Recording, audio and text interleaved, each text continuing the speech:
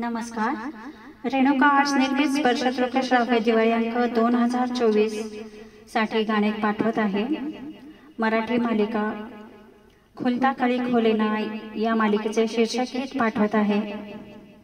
माझे नाव लीना खोत असून मी सांगली येथे राहते.